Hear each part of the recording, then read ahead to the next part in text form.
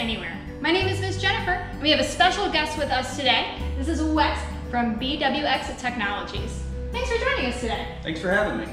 So today we are going to be exploring soldering. So Wes, explain to us a little bit about what soldering is. Sure. So soldering can be used in a lot of different applications.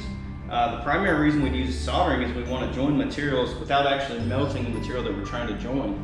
So we're going to use another filler material that's going to melt at a lower temperature to join the two materials together. Awesome.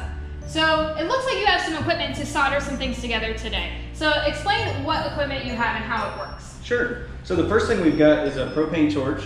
That's where we're going to get our heat to melt our soldering material. This is a low melting temperature alloy or a mix of metals, likely a tin and, on this case, nickel. So that's going to melt at a much lower temperature than our copper, which we're trying to join. I've also got some other tools here. This is a wire brush just to kind of clean the copper up before we get started. I went ahead and did that already. A striker to get our torch going, and then some flux to help the solder flow down into the joint. Excellent. Now can we see it in action? Sure, let's check it out. Go ahead and put my gloves on here. Get our torch going. And what we're going to be doing today is joining. This is a coupler. We would typically solder this on both sides, but for the demonstration, we're just going to put a coupler on this piece of pipe that I prepared. Put our other piece with the flux already on it.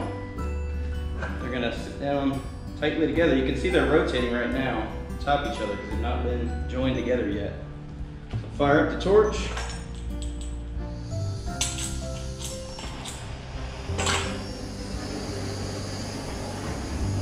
We're just going to use the torch to heat up the copper tubing, and then we'll add the solder once it gets to the melting temperature. So I'm just going to kind of go around, heating this thing up evenly.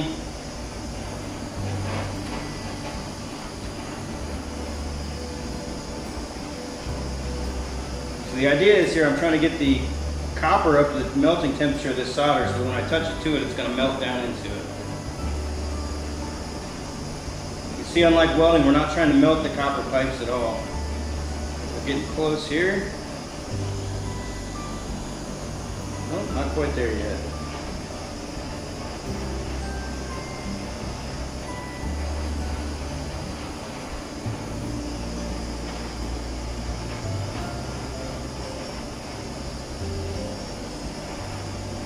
There it is. We can see the copper, or the solder starting to melt down into the copper. I'm going to use my torch and just kind of wash it around here. And there you have it. It's done. All right.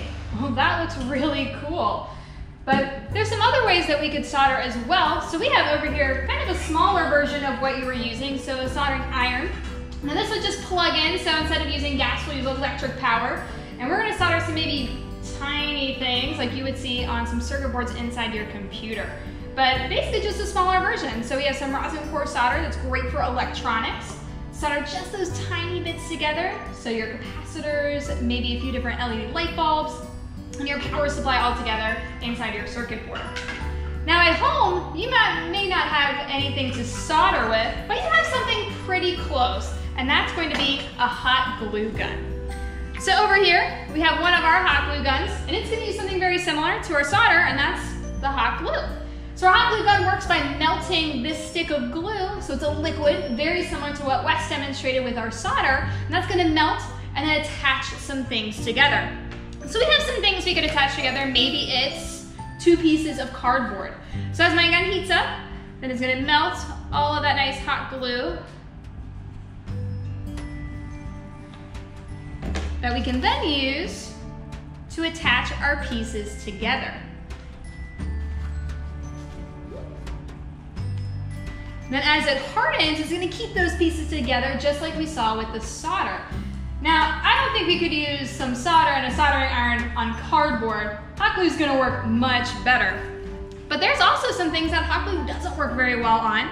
So we encourage you, with an adult at home, to experiment with a few things. What works well with hot glue? Maybe it's some plastic, so we have some Easter eggs we could maybe glue together to hold. We had some cardboard. So experiment with some different things in your house and make sure you have an adult with you whenever you're using a hot glue gun. What can you build? So be sure to send us some of your projects that you build and your creative construction here at Amazement Square. And be sure to send us your feedback too. What videos would you like to see us try? Maybe some other soldering experiments? Maybe an experiment for you to try at home. And to see more videos like this one, be sure to subscribe to our YouTube channel. And thanks for joining us, and we'll see you next time on Amazements Fair Anywhere.